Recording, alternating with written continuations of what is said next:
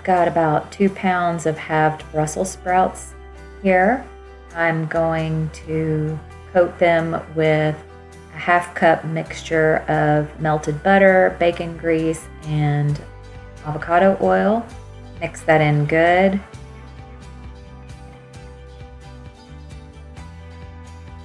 If they're still a little dry, you can use some avocado spray. These were fine. The seasoning blend I use is Urban Accents. That is the Brussels sprout seasoning. It actually comes in bulk containers, but they have multiple different seasonings. 1 tablespoon per pound. So I'll put on 1 tablespoon, mix it up real good, and then I'll add another tablespoon. I don't usually measure, I usually just sprinkle it on. Once that's mixed up really well, I'm going to put them on a baking sheet. My oven is preheated to 350 degrees. I've already got broccoli, 2 pounds, prepared to put into the oven too. I forgot to hit record when I was doing those. Takes about 30 minutes, and then we have enough vegetables to last for several days. Here they are done.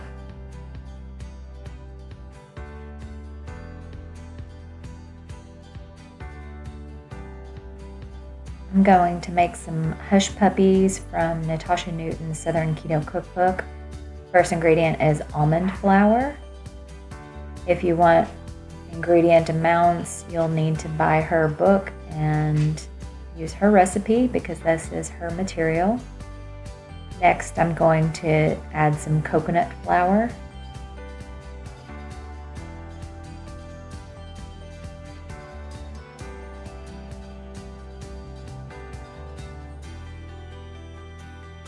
And baking powder and some salt.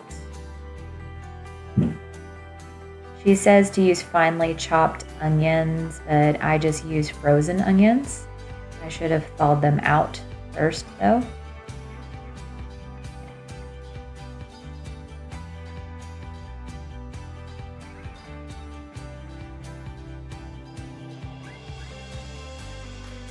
Giving the dry ingredients a little bit of a whisk before I start to add the wet ingredients. Heavy whipping cream. And an egg.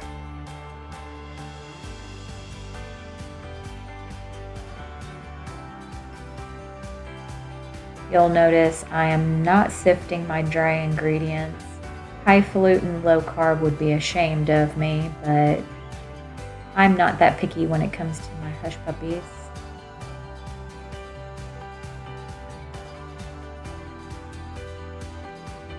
Mix the ingredients together until well combined. Then I like to use a small cookie dough scoop to get consistently sized Hushpuppies. For my battered fish, I got the recipe from MyKetoKitchen. Again, visit that website if you want the amounts.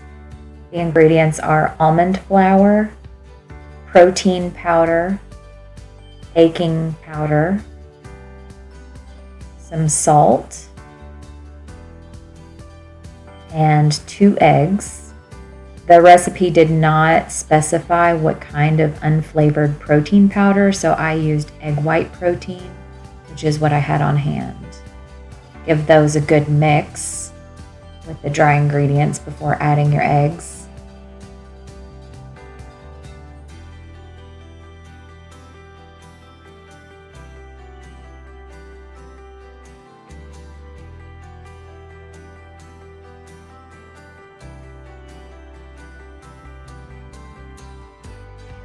And then the secret ingredient to this recipe is to add seltzer water, which I could not find in the store, so I used club soda. So hopefully that did not mess things up.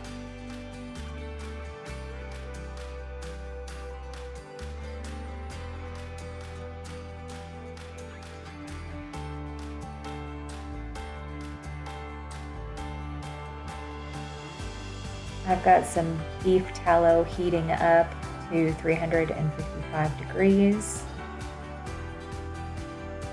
And I'm just going to take the cod, batter them on both sides, let the extra drip off, and start frying them.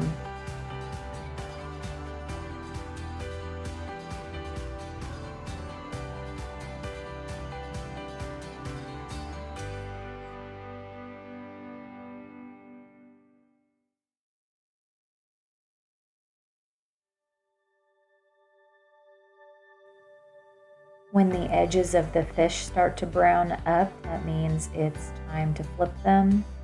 This batter does not get very brown, so make sure you don't overcook your fish or it'll be tough and rubbery.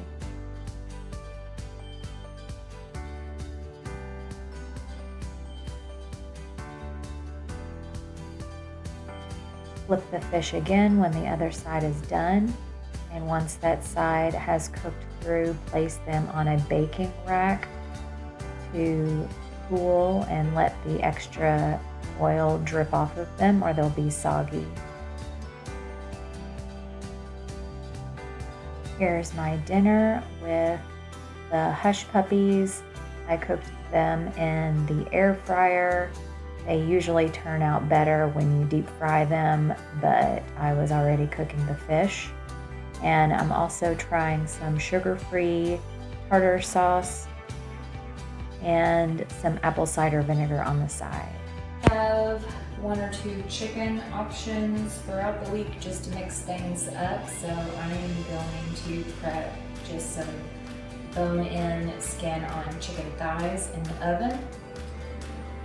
Now, I bought this and forgot that we are going on a trip Friday, so I'm not going to cook this whole pack. I'm just going to cook half of it.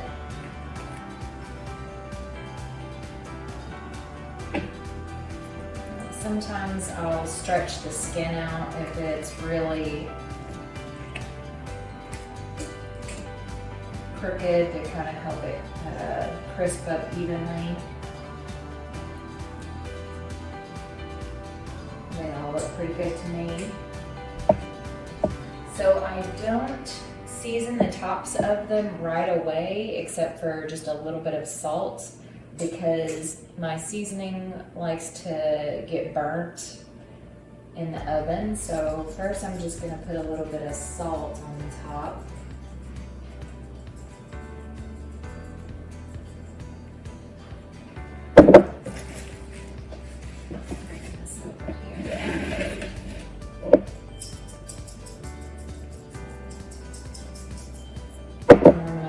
Over.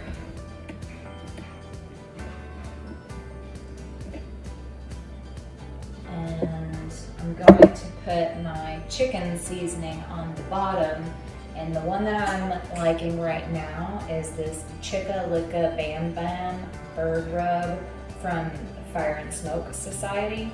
They have several different seasoning blends and we like a lot of them. Some of them do have sugar, brown sugar, things like that in them, but this one here does not have any added sugars or maltodextrin.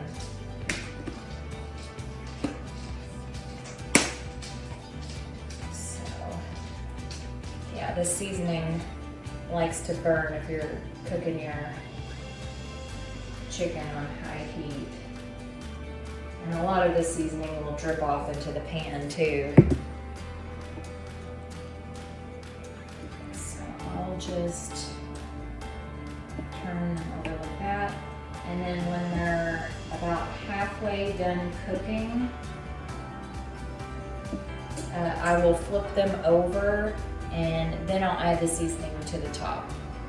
I've got my oven preheated to 400 degrees right now.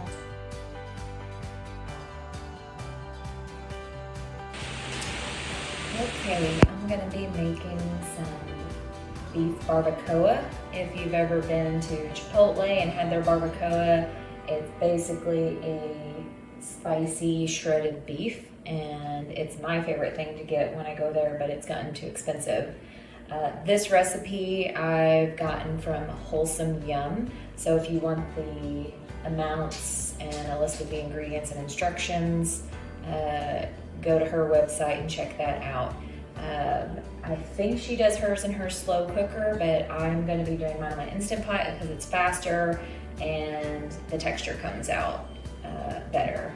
So I've already put some chicken broth in my Instant Pot, and then I realized when I got started that I did not have any chipotle powder.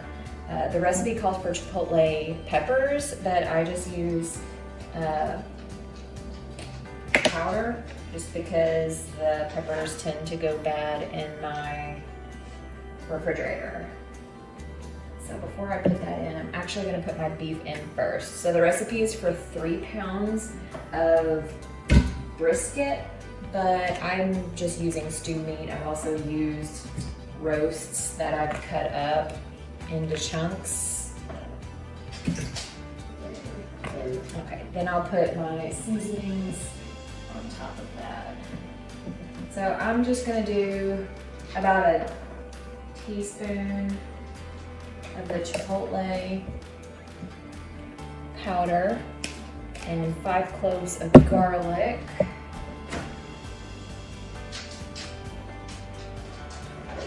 And we all know whenever you put garlic in a recipe, you just wing it, basically. So I'm just going to put a heaping tablespoon.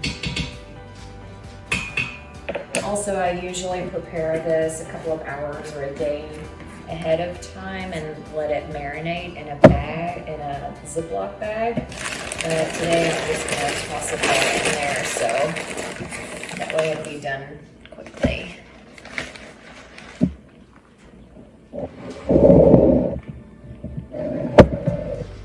Okay, some apple cider vinegar.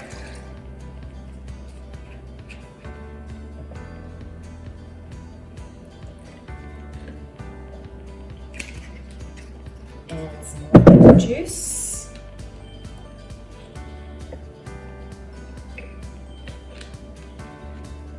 I'm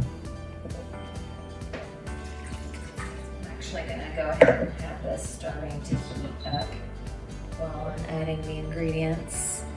Next is oregano, which I did not set out.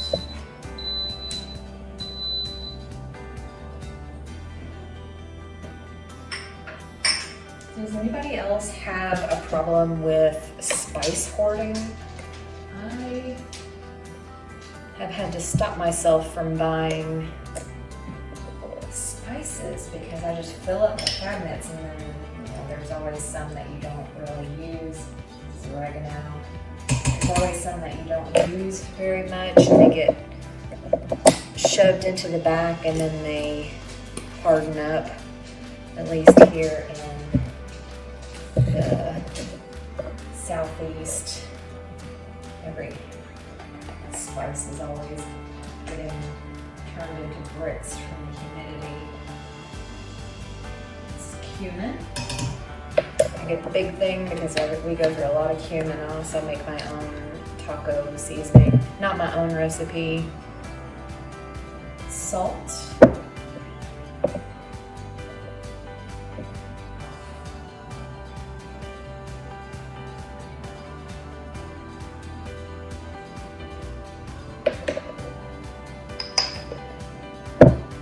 Black pepper. I never can get this thing open.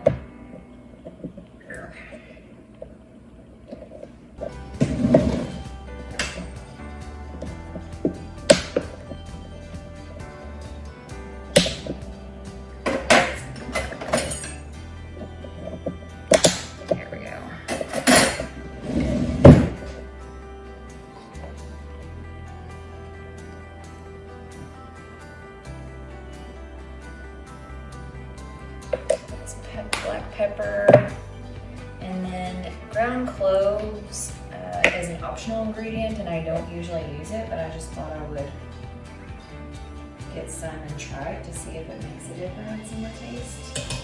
I think that's kind of a Caribbean thing that they use. And then a couple of bay leaves. They're all like centigrated. I really shove them in there. Go ahead and throw them in. Alright, so I'm going to give that a toss. Things a little bit. And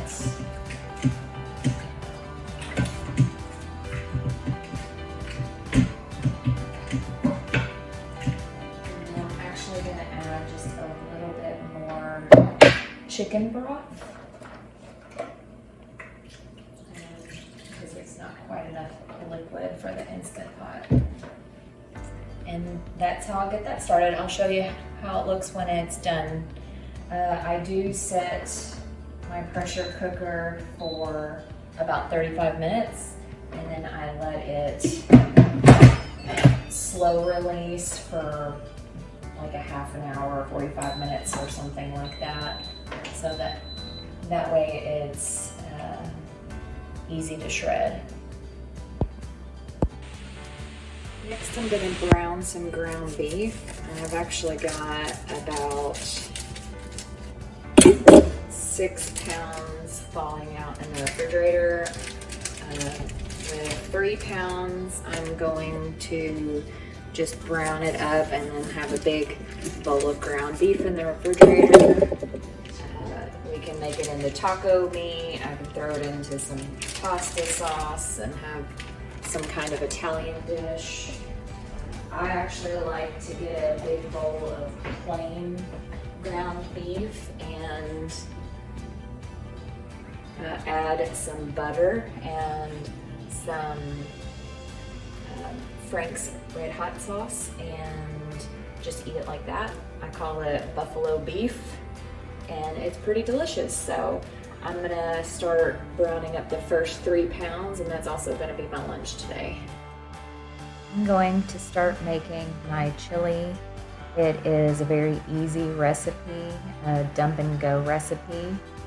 I've already got my 3 pounds of ground beef browned, and I add 1 carton of any kind of broth, at least. Sometimes I like it a little bit soupier. 1 package of frozen chopped green peppers. 1 package of frozen chopped onion. 1 can of Rotel. I like to add another can of diced chilies.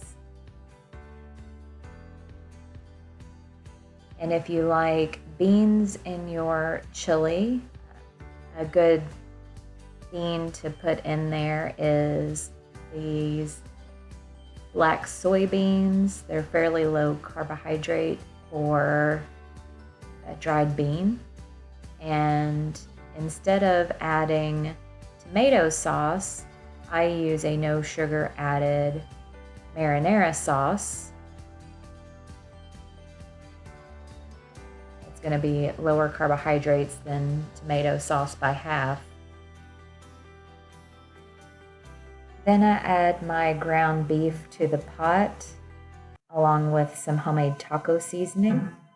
I use the recipe from Gimme Delicious, and the only change I make to that recipe is I add some chipotle powder to it. Here is what it looks like and after it's cooked. Lastly, I'm going to shred up the barbacoa that's been sitting in the Instant Pot for a couple of hours. I just throw it into my KitchenAid mixer until I get the consistency that I like.